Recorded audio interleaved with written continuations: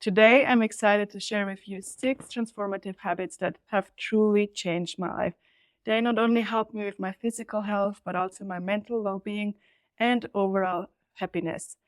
These are the practices that have lifted me up, mind, body, and soul, and I believe they can do the same for you. So, whether you are just looking to make small changes or completely transform your lifestyle, these habits can make a big difference. So, without further ado, let's dive in.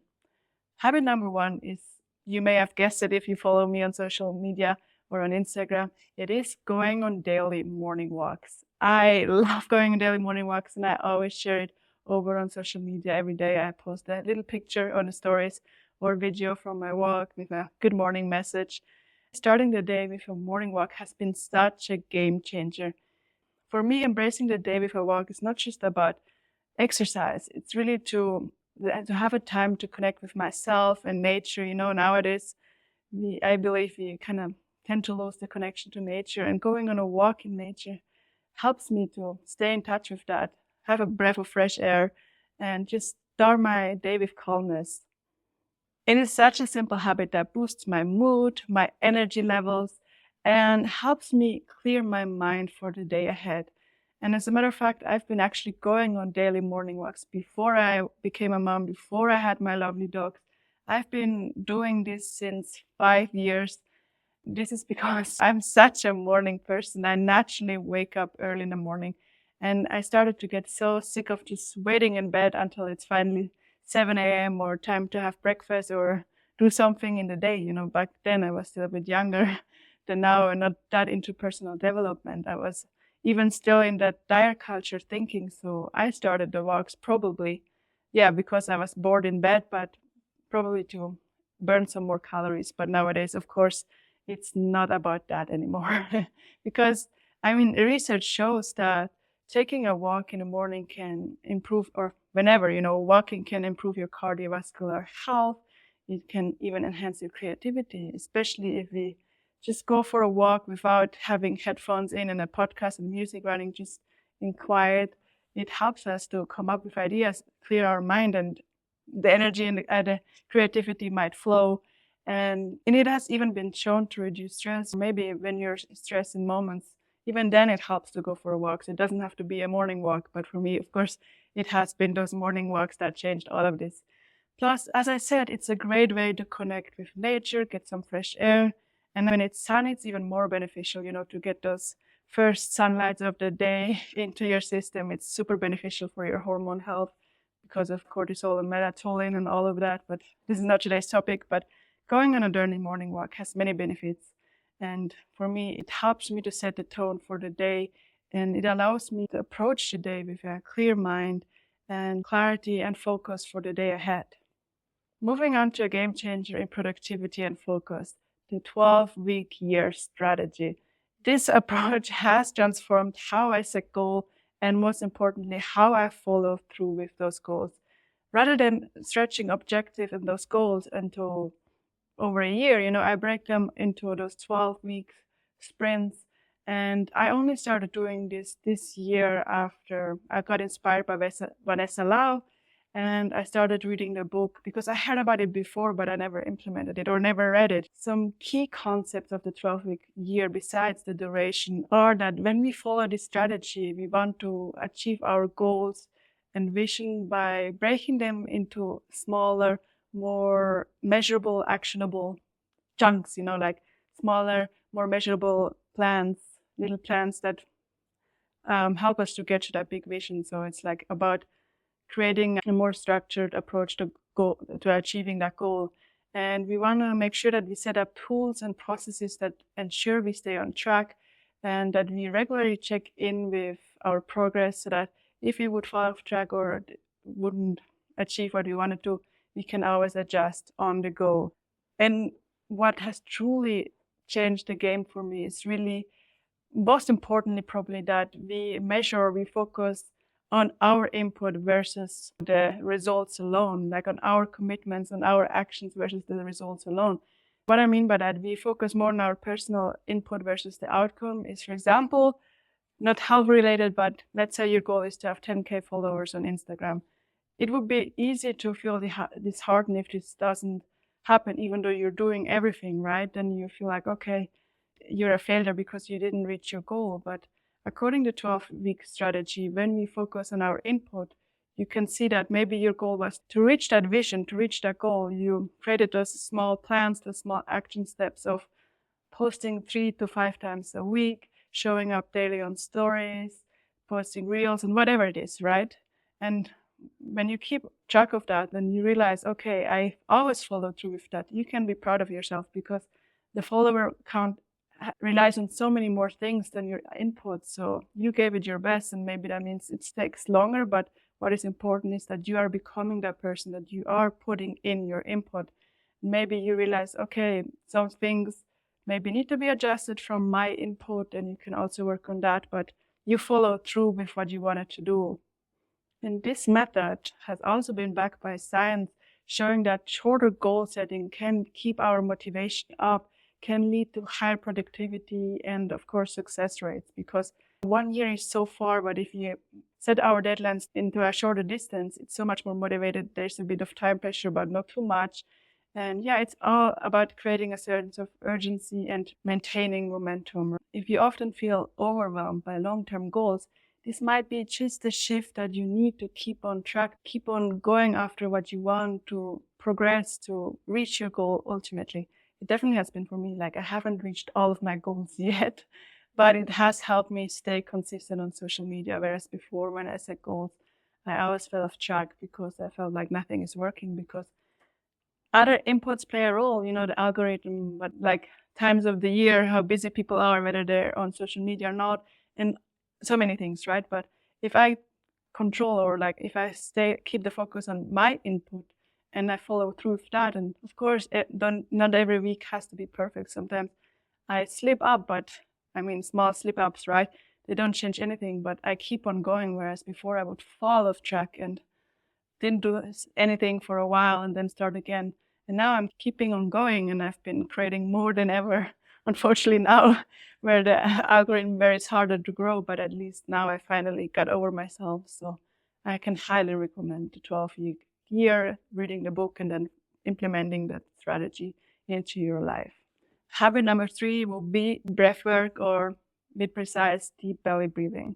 And breathwork actually came into my life in 2021.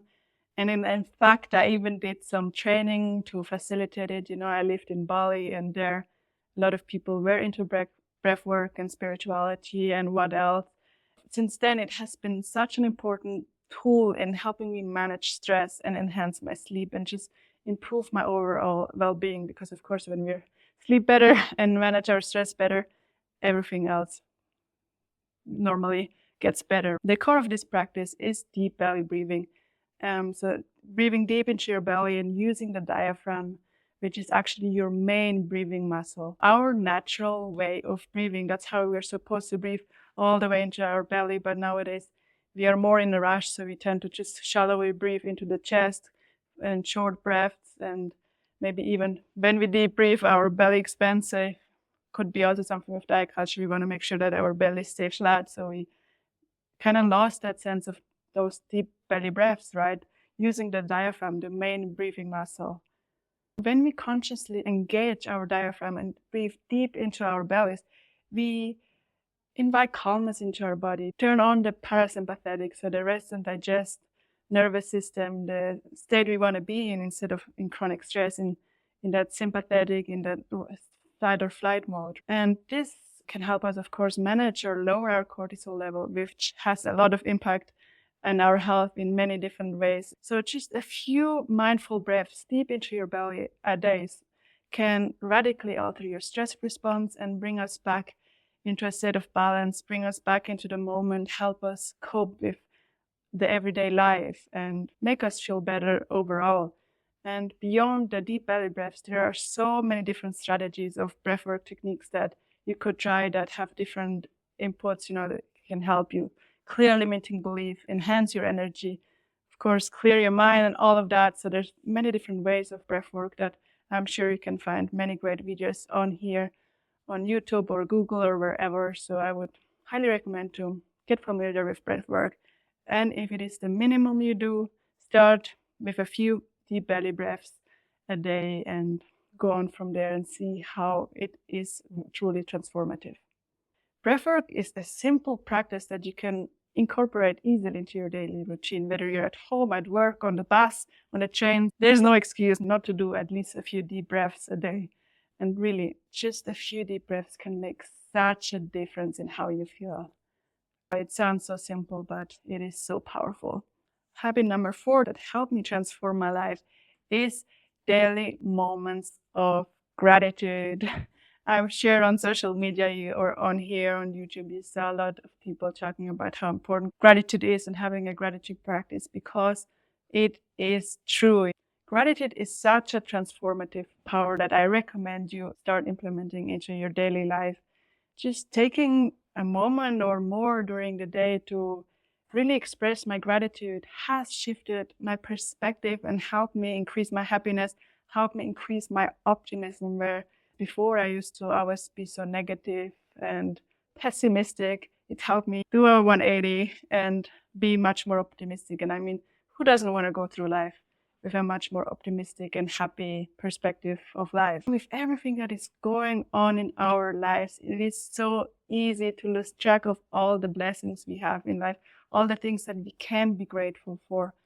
And that being said, it's okay to be upset. It's okay to be frustrated by things, even though you have a good life, depending where you're from. But even if you have a good life, but it's okay to be frustrated and have negative moments and be upset. But it is about not dwelling in that negativity. And gratitude can help us escape that negativity of the mundane, of the everyday life that maybe has some things happen or where things happen that frustrate you, that make you upset.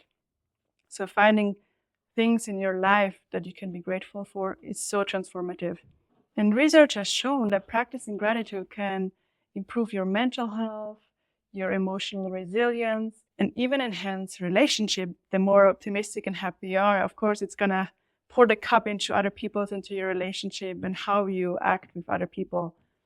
What I do to express my gratitude in the dailies, sometimes it is writing in my gratitude journal. Sometimes it is just pausing and being present in the moment and thinking, oh, I'm so grateful that this happened. I'm so grateful that I have this in my life, whatever it is.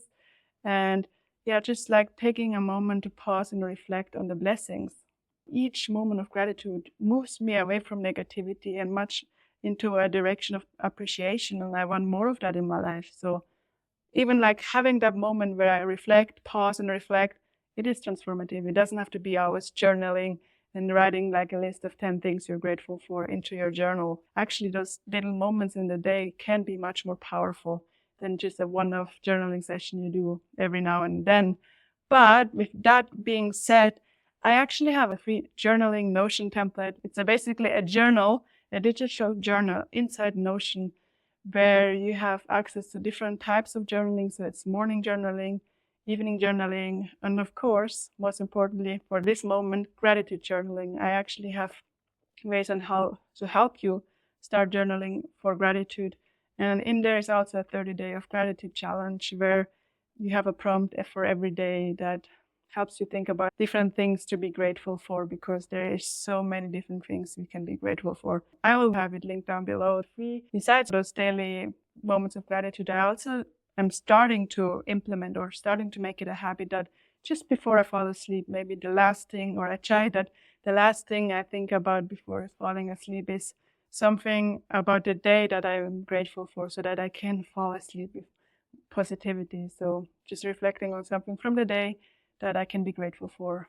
This habit can have such a big impact on your life. It's about appreciating the small things and recognizing the abundance around you. And yeah, maybe some of you may think now that, yeah, I'm talking from a privileged point of view. I live in Switzerland, I have a nice home and all of that. But what I want to say with the moments of gratitude or practicing gratitude is truly that you don't want to dwell in negativity. Of course, there's people who have so much going on in life more than me, but we all have moments where we are upset about things. And practicing gratitude helps us to get out of that negativity and be more optimistic, be more positive, because dwelling in negativity, no matter your circumstances, is not going to help you. At least being more positive, at least being grateful and optimistic can help you move forward, can help you to be in a better state. Like I would much rather prefer to be more positive than negative, no matter where I am at in my life. Moving on to romanticizing my life. This one is kind of linked to gratitude in a sense because it is about finding joy in everyday moments and treating them as special, adding something little special to certain mundane moments instead of going through life every day the same or waiting for special things to happen. We can create that for ourselves in the everyday normal moments.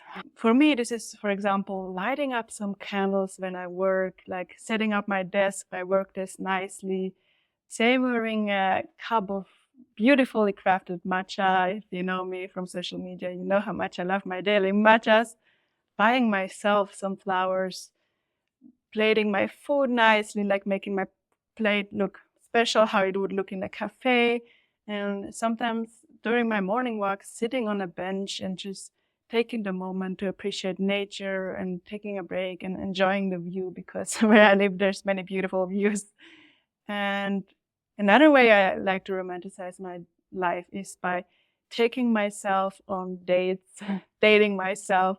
So what I mean by that is doing things by myself, maybe going for lunch by myself, for dinner by myself, even like to watch a movie by myself, like things I would maybe wait for someone else to do it with me. I would start doing them by myself. And this is something I especially did back in Bali. Now, since I've become a mom, it has become a bit harder because, of course, the little one is most of the time with me. But this practice of dating yourself, I can only recommend. We tend to be worried so much about doing things alone or what would other people think, or that was me when I was young. I used to be scared of doing things alone because I was scared that people would think that I don't have any friends, that I'm a loser or whatever. But seriously, stop caring what anybody thinks and start doing the things you love, whether you do them with someone else or alone. And these little moments of joy enrich my everyday life, reminding me there is beauty and pleasure in the mundane, in the simplest things within reach. And of course, mind you, I'm not doing all of this every day. There's days where I don't have time to romanticize my life, and there's days where I do it more often. So it's just about adding this in here and there. It's not about a thing that you have to do, but doing this frequently will help you live life much more intentionally and helps you cherish the small moments that make up our everyday lives, our human experience here on this world. Last but not least, habit number 6 is having a 5 minute or whatever minute little short tidy up session. And this has been a life changer in not only maintaining somewhat of a clean and organized space, but also maintaining my sanity, especially, since I became a mom. That's why I also only started this habit a couple of months into motherhood. And I really wish I would have started this sooner because it's such a simple thing that can create a big shift. Dedicating just a few minutes each day to tidying up. With that, I've been able to reduce and manage my clutter better, create a much more peaceful environment. And I do this by setting up a timer on my phone for 5 minutes, and I start cleaning up whatever is laying around, like decluttering things, putting jackets away, clearing off the table, and those sorts of things. Of course, I have proper cleaning sessions, but these tidy up sessions help me maintain the space somewhat clutter-free, somewhat organized in between those big cleaning sessions. Because me personally, and I think probably many of you, I need a clean or somewhat organized space to function better, to have my focus on things that I want to get done. If everything is messy, I just feel frustrated and I just don't feel at ease, when stuff is laying around and I'm more focused on that than work.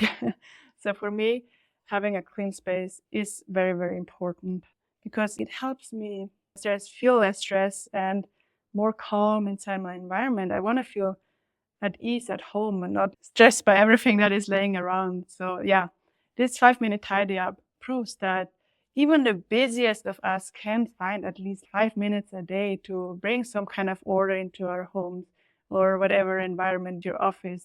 And it's really a crucial step in creating and nurturing an environment where you can thrive instead of be distracted and stressed. These 6 habits have been pivotal in my journey towards a happier, healthier life, and I hope that they inspire you to at least implement some of them, embrace the small changes that can create a big transformation. It's often those small things that we change that create the biggest impact instead of those big things we believe we have to do, right? So I truly hope they inspire you. And as always, take things step by step. Every small change is much more sustainable than trying to change everything at once, where we keep falling off track and end up not moving forward, right? In the end, we reach our goals faster by doing things step by step. Remember, it's those small, sustainable actions that we can take on the daily that pave the way to sustainable change.